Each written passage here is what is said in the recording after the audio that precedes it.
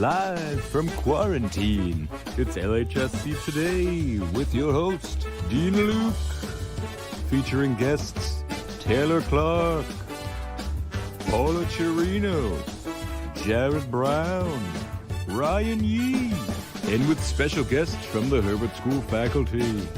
Now here's your host, Dean Luke.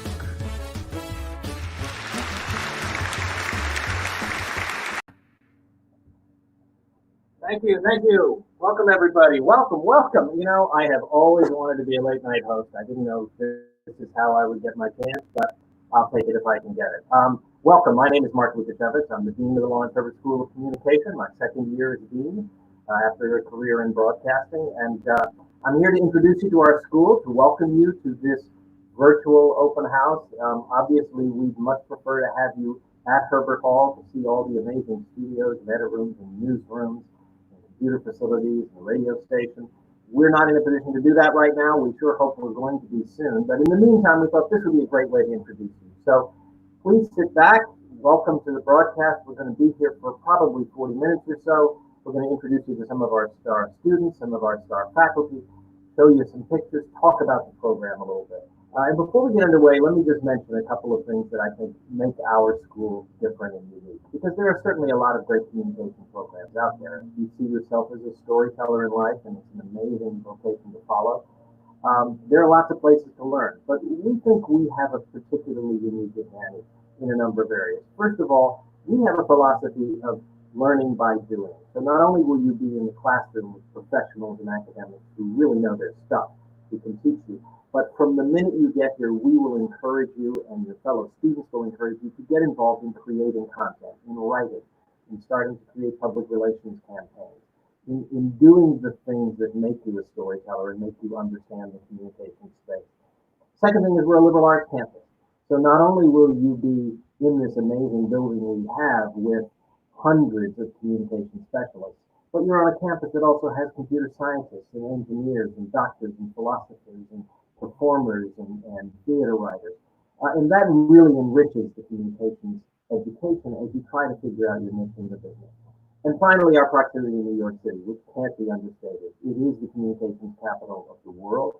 Every major communications entity, whether it's in entertainment or news or public relations or journalism, has a headquarters or a newsroom in New York.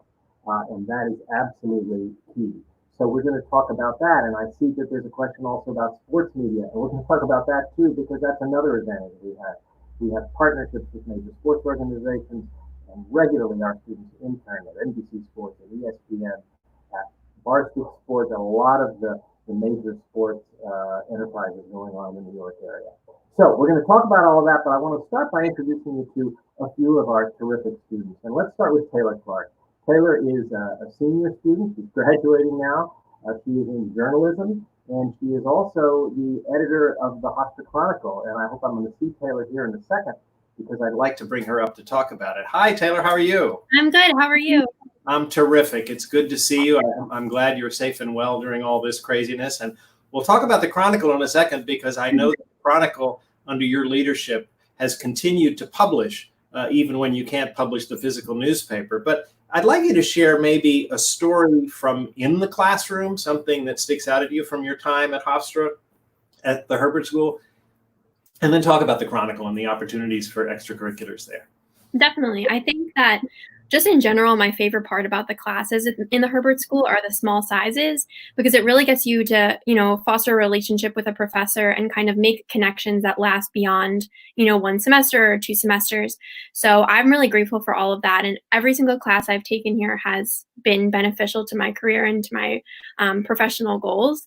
And I think, like, in general, my main takeaway from it is that the Herbert School really challenges the whole idea that there's no differentiation between like just print and broadcast anymore. We have to kind of think outside the box. And I think that the Herbert School really, really does that, from Professor Gonzalez's multimedia journalism class to Professor Fincham's advanced social media class. I really got the chance to kind of explore new outlets of journalism that I might not have known existed before. Terrific. One of the things that I need to point out about the Chronicle, which I think is important, is it dovetails so nicely with the journalism education we give, but it is an independent publication.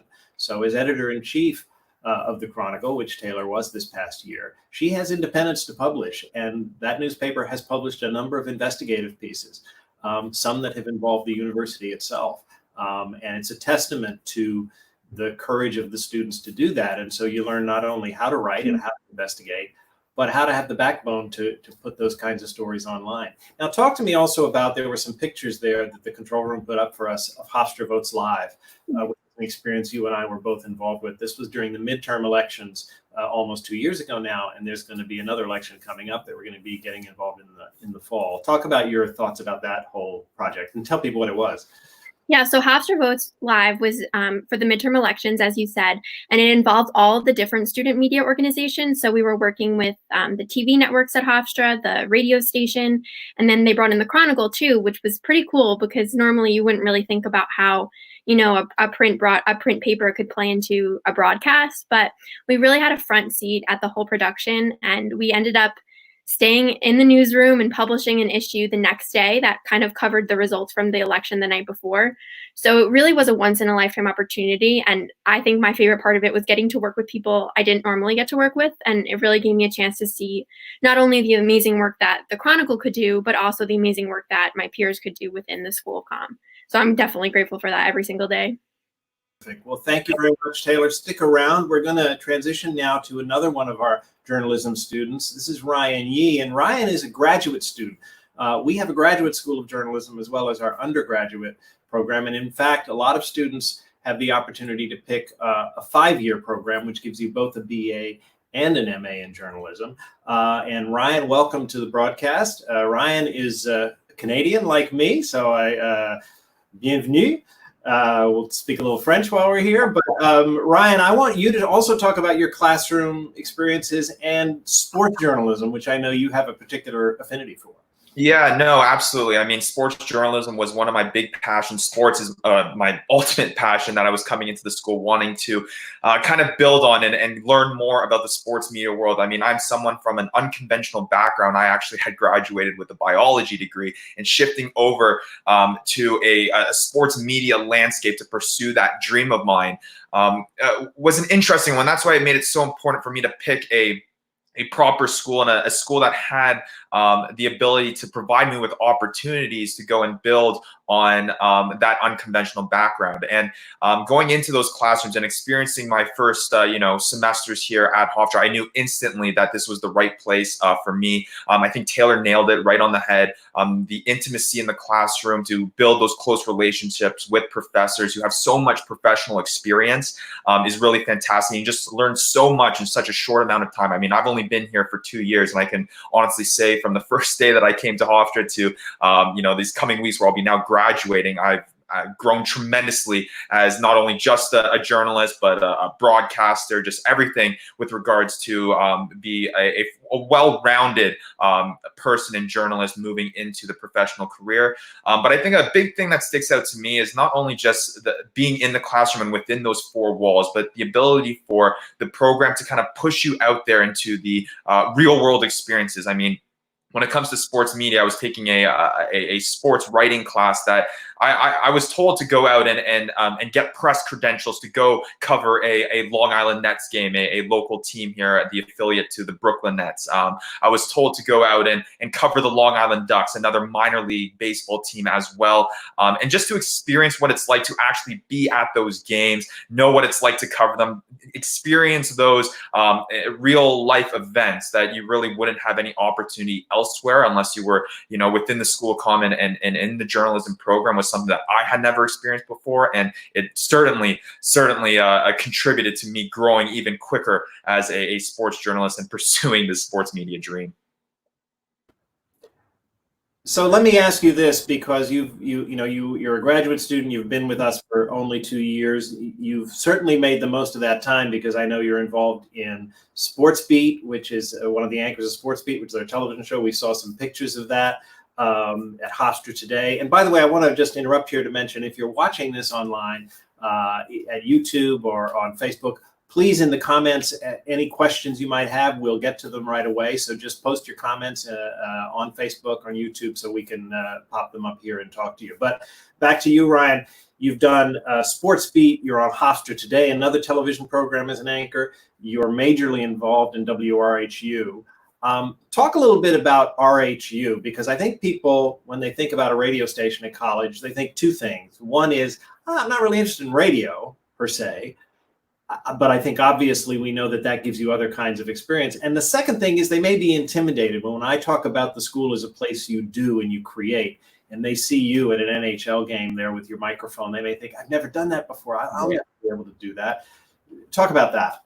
Yeah, no, I mean, WRHU was one of the big things that when I had come to Hofstra and toured the campus initially, and I was taking that first tour to see what Hofstra was really like and to see whether it would have been a place for me. I mean, you walk through the school of comm and instantly right through those front doors, you pass through the hallway and you see the studios for WRHU and the office, and you know, you hear all these great things that they do. And you mentioned it, Dean Luke, the partnership that they have with not just the New York Islanders, but three different professional sports teams in the New York Islanders, who of course everyone knows is Long Island's NHL team. The Long Island Nets, who I mentioned before, who's the affiliate for the Brooklyn Nets, who also play at Nassau Coliseum, and the Long Island Ducks as well, a minor league baseball team that's also located here on the island. Just three major opportunities there to, like I mentioned before, get real life experience. And you know, it's intimidating at first, but I think the mindset that I came in with too when I was coming into Hofstra was really just embrace every opportunity and just be open to doing anything possible to kind of expand my growth. And if future students can come in here and have that same mindset, I mean, the sky's the limit what the school comm and WHU can provide you. You'll be going on, you know, 2 Islanders games like you see in that picture there, and talking with NHL players, really that you wouldn't get that experience anywhere else in the entire country. I mean, we're the only school, WHU is the only radio station in the entire country, college radio station that has a partnership with a professional sports team. And that's not just one, that's 3 of them. And it's an experience that's truly one of a kind that I am extremely grateful for.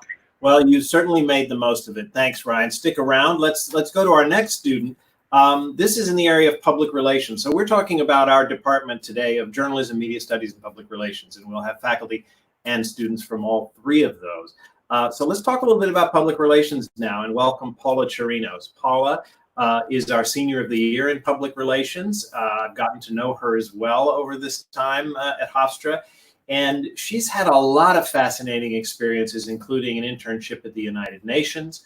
And I know you want to talk a little bit about the Hofstra in LA program, which can be life-changing for many of our students. But again, talk a little bit about your favorite sort of memory thought about the classroom experience as well as in practice.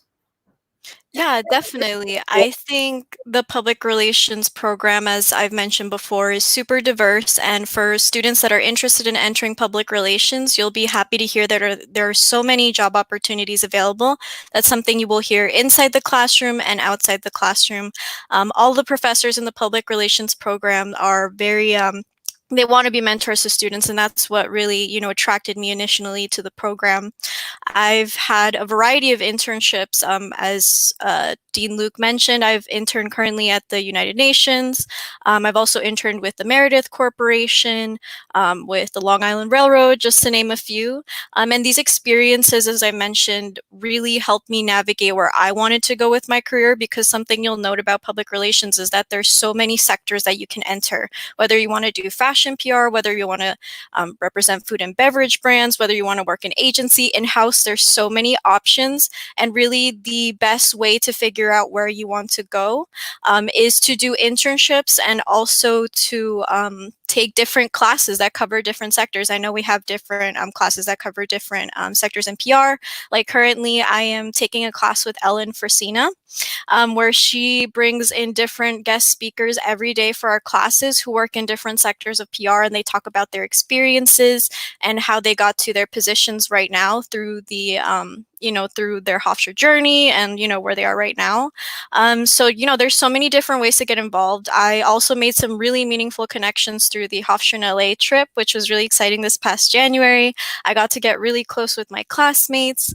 And yeah, it was just a journey for me. And I know whoever is coming into the Lawrence Herbert School of Communications now will have their own journeys and figure out where they want to go.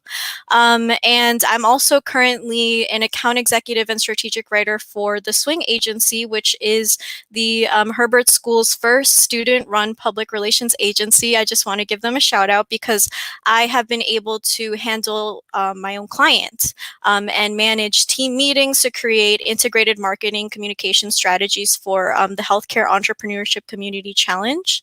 And as you can see, my team is super diverse. I've loved working with them every day, and it is a class that juniors and seniors can take right now if they're interested. It is open for the fall semester. So if you're interested, definitely get involved. But as you can see, there's so many unique experiences, so many hands-on experiences where you could learn about client relations. We managed our own campaign. We had a variety of clients at the Swing Agency itself. So there's unlimited opportunities to get involved. And I also want to give a shout out to the Public Relations Student Society of America, where students can become official paid members, or they could just be regular members. And the PRSSA, our chapter, organizes a variety of networking events, regional conferences, and we are an award-winning chapter. So there's even more networking opportunities there. And each meeting, there is an opportunity to learn about different parts of PR and how you can manage your own brand. So as you can see, PR is definitely super integrated with the rest of the Herbert School. I am so grateful to be a part of it. And whoever wants to join PR, definitely reach out to me. I'm very open to questions. Terrific. Thank you, Paula. Listen, I'm just going to ask you to stand by as well before we get to our fourth student. We have had a couple of questions online. Somebody asked a great question. I want to be a Hollywood director. How do I do that? I'd love to be a Hollywood director too. No, seriously, it's a great question. It's better suited for our radio, television, and film department, which is coming up shortly in another session like this. So reach out to me on social media. My DMs are open on Twitter, so @DeanLuke. You can reach out to me. And I'll get you the particulars, but it's another session like this focused on radio, television, and film. I got the opportunity to talk to one of our alums recently, Francis Ford Coppola. You may have heard of him, director of The Godfather and a few other big films. And he actually talks about that. He got his start at Hofstra and, of course, became one of the most legendary directors in all of film. I'm going to go on. There was a question also from somebody who is planning to come to Hofstra and wants to get involved in sports journalism and radio, and what are our recommendations? Again, there's a lot of ways to go with that. WRHU is definitely something you might want to do. Sports Beat on the Heat Network is another thing you might want to do. The Chronicle itself has a great sports section. But again, if you DM me on social media, we'll get back to you with specifics and a one-on-one conversation, maybe with one of our deans on how to make all of that happen. Let me go to the fourth student in our student panel here, and that's Jared Brown. Jared is in a small but really important part of our school called the Media Studies Department. And I think one of the first things, Jared is another award-winning senior. He also went on the Hofstra in LA program. I remember seeing him there and getting not much sleep and soaking in all the networking. Networking, by the way, is something I think Jared will testify our school is very good at. We have tremendously committed alumni who get very involved with our students, both in New York and LA. I have a large advisory panel, advisory board, about 30 members in the profession in both cities. Who really help us. But Jared, talk a little bit about media studies, because I think a lot of people on this will be wondering, what exactly is media studies? How does that help me? Yeah, so in media studies, we usually study how the media shapes the way everyone thinks, they live, they interpret. So how the media is more individualized due to the advancement of the media and the new technology. So in the Hofstra Media Studies department, we learn about the ethics, theories, law, politics, and media effects on contemporary society. So the media theories and research classes really stuck out to me because it allows us to better understand the scope and the influence the media landscape has on society, which is basically what the broad definition of media studies is. Additionally, I did go to Hofstra in LA, and to speak on the networking comment you just said, I was so nervous, but once you get into it and like speaking to Hofstra alumni and people you can't even think about that you would ever meet in your life, meeting them, it was an awesome experience. we had a networking event in LA where Dean Luke was there as well, and a lot of the Hofstra network in LA was there, and I was able to speak about everyone else's journey and learn through them and their experiences. So it was great. Terrific. You know, I do think media studies, and we encourage all of our students and require courses in media studies for all of our students, whether you're in journalism or public relations as well, because particularly as media is changing so fast, understanding the medium, understanding where it's going, is really, really important to what you're doing. You know, I don't know, Jared, whether I've told you this story, but I want to tell everybody. One of our board members is Eric Lempel. Eric runs PlayStation marketing worldwide. He's headquartered on the West Coast, but he's always traveling to China, to London, to Japan. One of the things he points out is that not a single piece of technology involved in PlayStation today existed when he studied at the Herbert School. And yet everything he learned at the Herbert School powered his career to get him to PlayStation. And it was all about the fundamentals of storytelling, what makes a good story. Because once you learn those things, it works in any medium, 3D, virtual, audio, video, you're more capable of adjusting. And I think that's why mass media studies is so very important. Yeah, I didn't know that story. That's awesome. Yeah. So listen, let me also, I'm going to spin it back. I hope Taylor is still in the backstage area on this broadcast, and I'll ask the control room to put her up, because Taylor, there was a question online about what kinds of investigative stories you've published. And I know there was one about a Greek organization. There was one about an incident with our campus security. So you've been pretty bold about that. Yeah, definitely. And I think what you said before too is that we have independence, which is a really great and wonderful thing. We have the backing of the university, so we get our funding from student government, and then we of course have an advisor within the School of Communication who kind of helps us, work out some of the tricky stuff of the job. But then at the end of the day, it's just up to us as students to kind of make these decisions. So I definitely think that being in this role and having to be the person at the front of those really heavy and tough stuff has prepared me so much for the job search, my professional career moving forward. And I mean, as you mentioned, we published a story this year about public safety, about Greek life. We've published in the past about professors on campus. So I think in general, just like you said, it definitely is tough. It definitely takes a lot of strength. You're writing about the community that you're living in. And yeah, I see a question on the screen now. The Chronicle is online as well, and it's print as well. So we have a website that we update with everything that's online, and it's weekly. So it usually comes out every Tuesday on campus. So what we've been doing during this time is putting out an email newsletter every week, kind of just compiling everything that's been going up on our website. And we've been updating our website and our social media accounts daily. Terrific. And, I think back to some of those stories. And I think back to Hofstra Votes Live, and both of those experiences, I think, taught our students across these disciplines to handle pressure. And that's part of the importance of these student media organizations is you and your peers learn in the classroom. But when it comes time to push the publish button on a story like that, that's going to have an impact, it's nerve-wracking.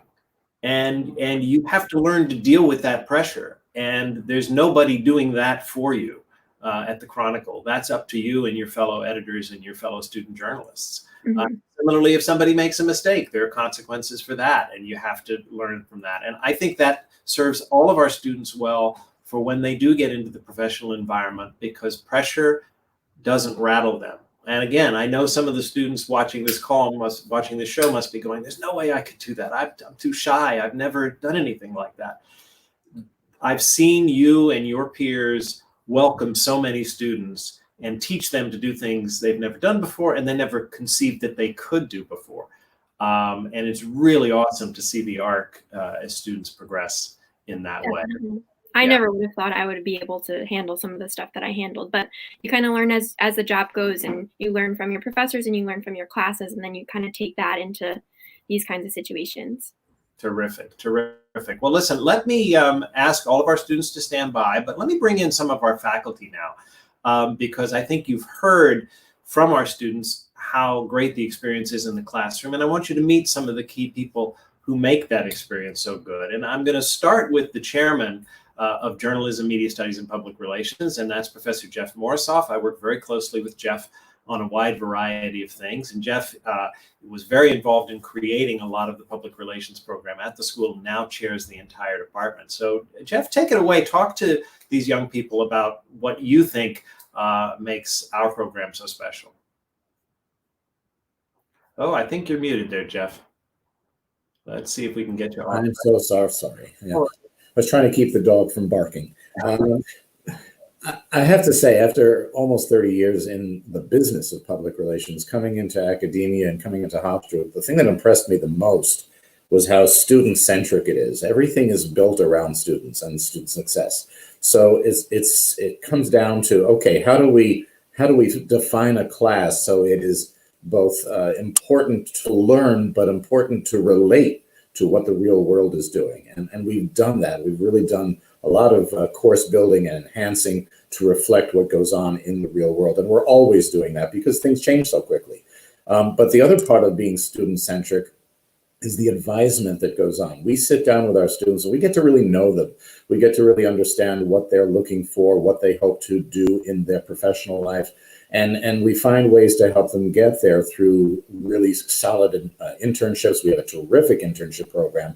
And it's important to point out that our students at the Herbert School average 3 internships before they graduate.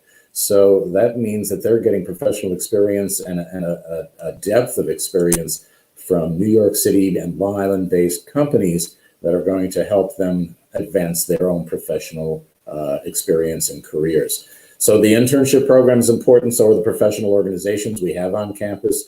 Paula mentioned PRSSA before, which is the Public Relations Student Society of America. We have a student chapter of the Society of Professional Journalists. And of course, we have these programs where students can experience interacting with our alumni and other professionals, such as the Hofstra in LA program, where they learn and visit with a lot of entertainment businesses.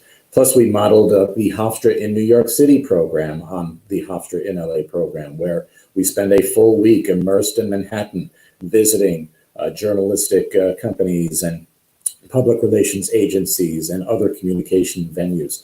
So it's those experiences that make it student-centric, that make the student experience far more than what the classroom offers, but it really takes the classroom experience and enhances it with real-world experience. So I think that's really what makes Hofstra and the Herbert School special. That's been my experience, the idea that we can really kind of individualize the learning experience that students have on campus.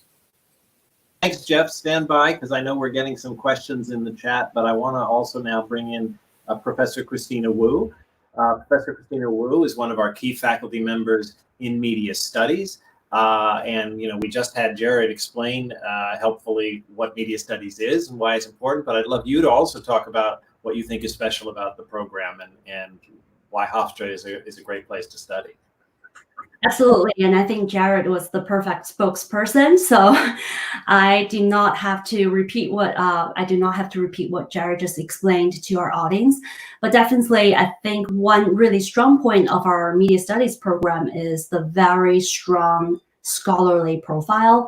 Within our department, we are the designated liberal arts branch, so to speak. Essentially, a lot of our full-time and part-time teaching faculty hold doctoral degrees, who are very active and accomplished in their respective fields, and play very active roles in local, regional, national, and international media studies and communication scholarly associations.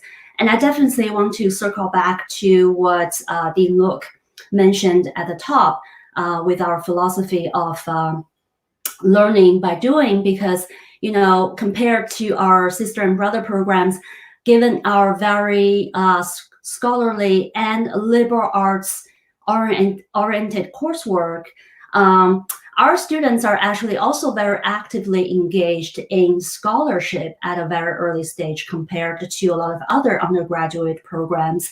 So Jared included, and I saw Janice comment in the chat, and Kayla, shout out. A lot of these students actually have presented at research venues, not only at Hofstra, but also, at local conferences, which really sets them apart from a lot of other peer undergraduates. And I don't think it's a surprise in that sense that a lot of our students went on to grad school or law school as a result.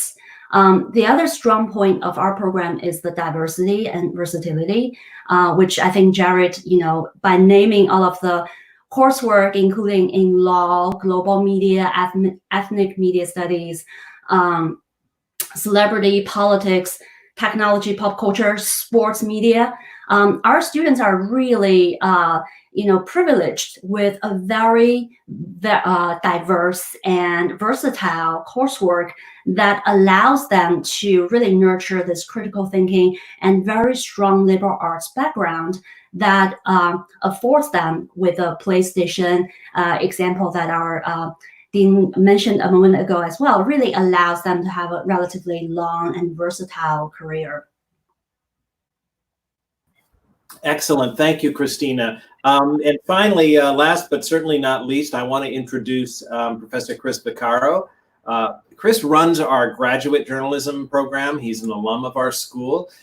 He's also very involved in journalism. He directs digital news for Altice, which has News 12, which is the single biggest broadcast news entity on Long Island near our campus, as well as Cheddar.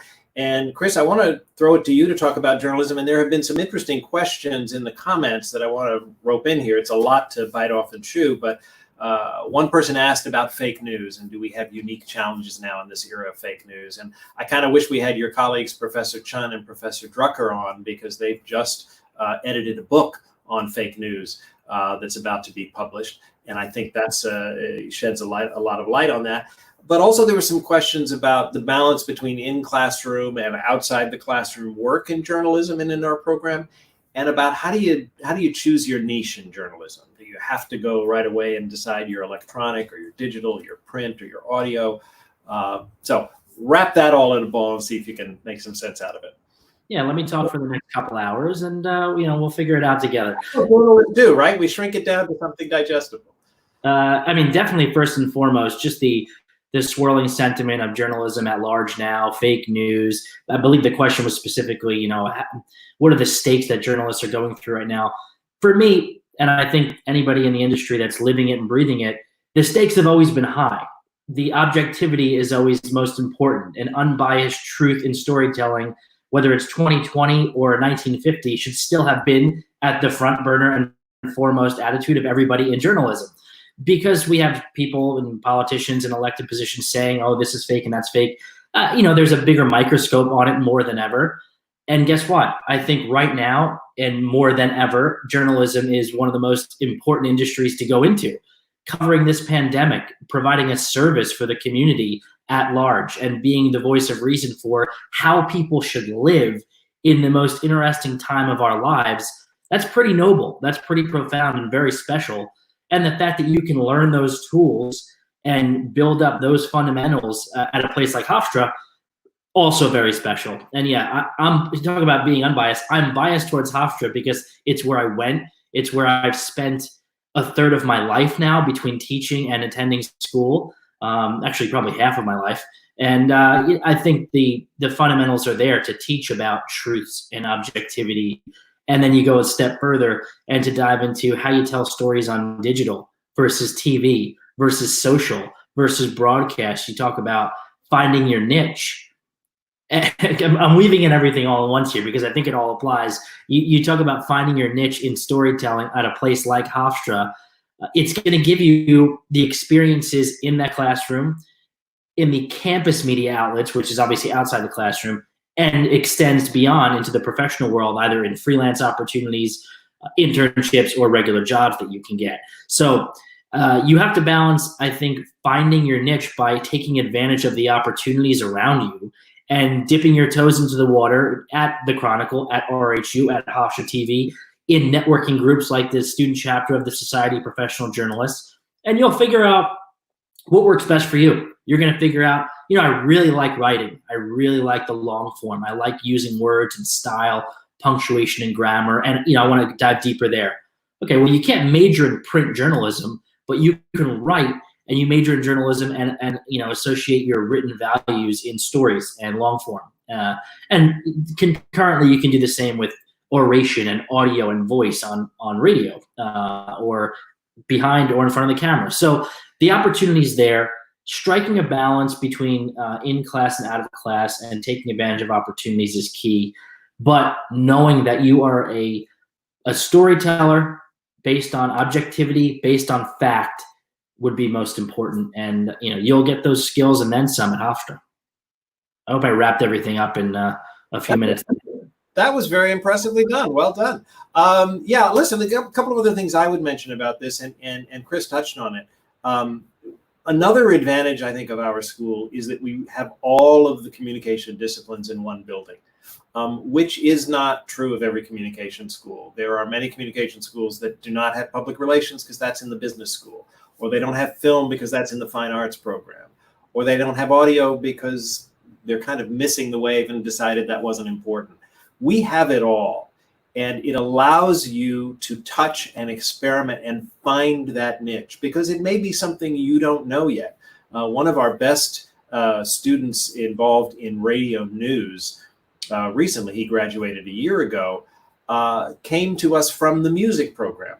He enrolled at Hofstra as a music student, knew he was interested in audio, but then got involved in the radio station and discovered his true passion was radio documentaries and radio programming and podcasting, and that's what he's doing now at the graduate level. So, those are experiments you can make at our school. And the other thing I wanted to mention, and if I can, forgive me, Chris, but I want to bring Jeff back on the screen because I think Jeff is particularly passionate about this, as am I, and that is the importance of writing.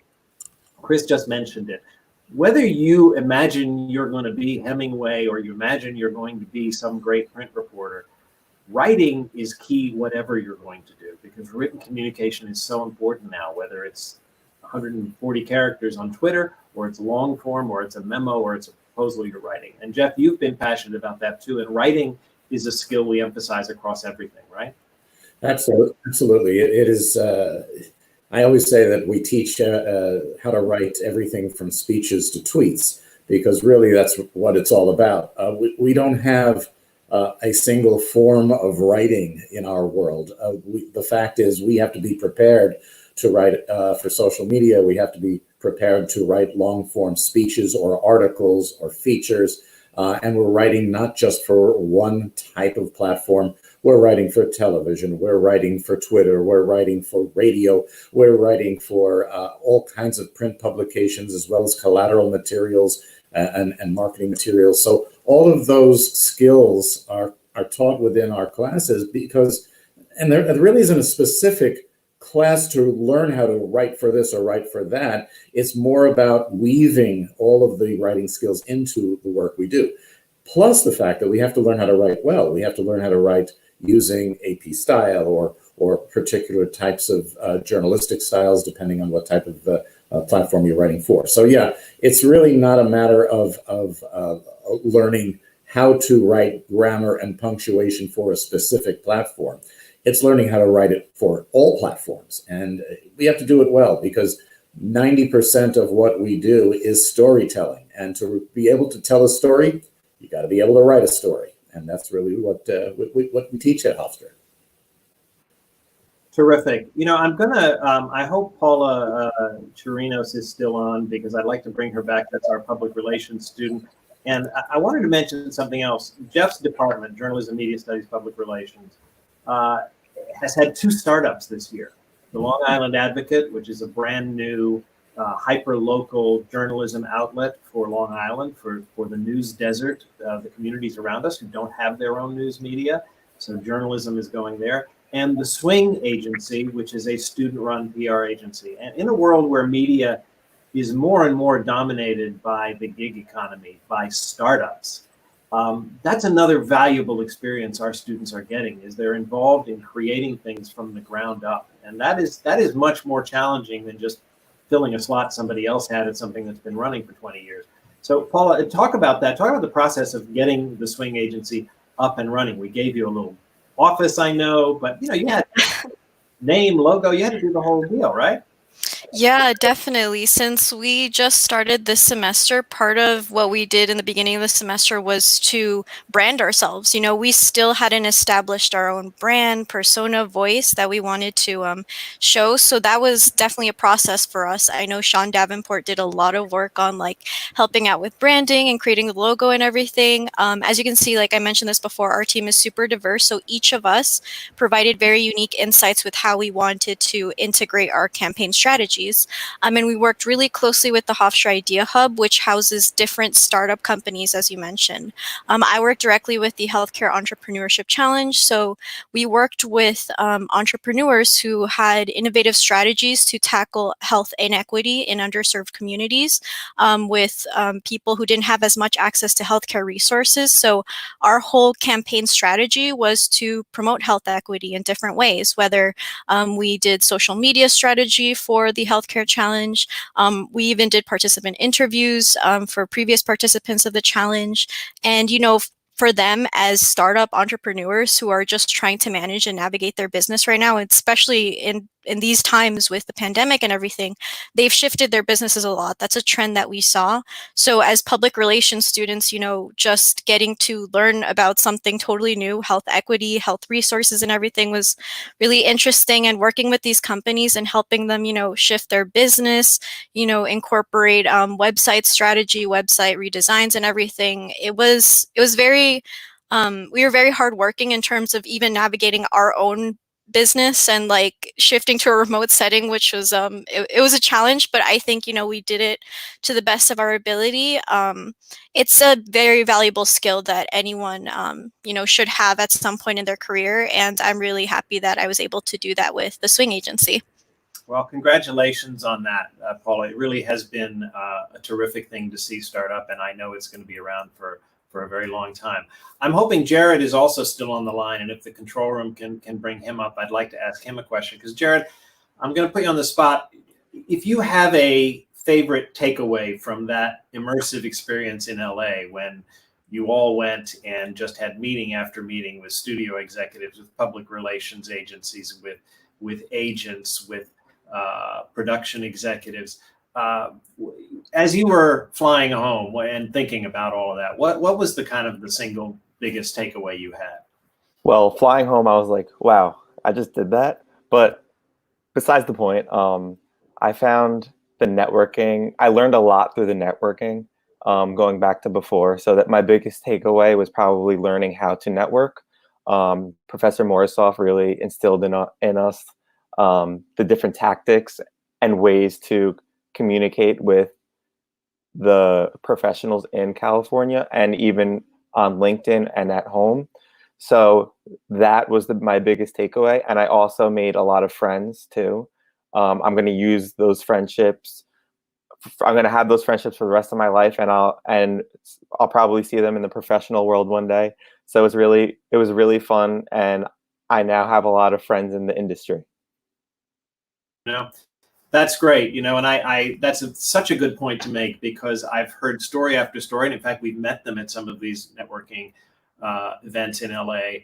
Groups of 1 and 2 and 3 and 4 students who graduate from Hofstra and go out to LA and create a business together in production. It is very true that your professional network starts at school, starts at the Herbert School. And that's why all of these activities that keep you guys in our building till late at night every night working on stuff is so very important. And there's a skill to that, as you've seen too, managing a group of people, keeping people on board, keeping people enthusiastic, right, Jeff? It's not a skill you just come to. When you're trying to put on a television production or trying to publish a magazine or trying to get an agency pitch together with your fellow students who've all got other things to do, managing that process in a way that achieves the result is a skill that you will use in your profession, right? Well, absolutely. And the idea that you could learn how to do that through people who are doing it. I mean, we always talk about this, but we haven't mentioned it today, is our proximity to New York City is so valuable. And primarily because not only are you getting internships in the media capital of the world, but we can kind of at the drop of a hat talk to a professional. And that means we can go into the city and tour. We can sit down and be mentored by professionals. We can bring professionals to the campus, and we do it a lot. I mean, we have these networking events constantly on campus, and as Paula mentioned earlier, we're bringing them into the classroom. So the idea that you can learn how to manage these multiple skills directly from the people who are doing it, and it's very easy for us to do because of our proximity and because we have so many alumni working in the business. That's another big point to make about the Herbert School and why we're successful. Terrific. All right, listen, folks, it's we're 45 minutes in now, and I do want to keep this tight because at least where I am, it's a beautiful day, and to be able to step outside and get a little fresh air, if everybody's a little Zoom exhausted, is probably a good thing. So I'm going to wrap it up. I want to thank you all for watching. Now, some important things. We can't tour you around the school right now, which really hurts us because all of these students and faculty so look forward to welcoming students to the building and showing them around and talking face to face. But we have some ways to do that. And I think we have a slide with our web address. I hope you will go there. So first of all, follow us on social media at Herbert School HU. And you'll see a lot of information there, whether it's on TikTok or Twitter or YouTube or Facebook or Instagram. We're in all of those places. I'm at Dean Luke on Twitter, and I have open DMs, so feel free to message me there. And then our website, hofstra.edu/Herbert. Now, there are a couple of things there I really want to draw your attention to. One is there's a view book. We have a beautiful view book of our school that we normally give out. And unfortunately, we can't give this to you right now, but we're going to put it online, and it is online at hofstra.edu/Herbert. And this is a beautiful book that illustrates all of our programs, all of our facilities, a lot of statistics and details. And I encourage you to look at that online. And also online, we've done a video tour of the school. Once we realized we couldn't welcome you for an in-person tour, I did kind of a night at the museum tour, day at the Herbert School tour. And it's about 60 minutes on video, a complete walkthrough of all the facilities and studios and control rooms and newsrooms and classrooms and edit suites. And I think you'll really get a sense of all the opportunities you have. So if you can invest 15, 16 minutes in that, hofstra.edu/Herbert, I encourage you to do that. And that for now will conclude our tour, conclude our session here. I want to thank you very much for joining us. Again, please reach out to me. You see the address, there it is right there, anytime you'd like. We're going to do another session like this about our radio, television, and film program very soon. So watch our social media for that. That'll be on May 14th, as you can see in the crawl here. And we want to just thank you again. And I hope we will see you when we can welcome you, which I hope will be very soon, and look forward down the road to welcoming you as new students at the Herbert School. Thanks very much, everybody. Have a great day.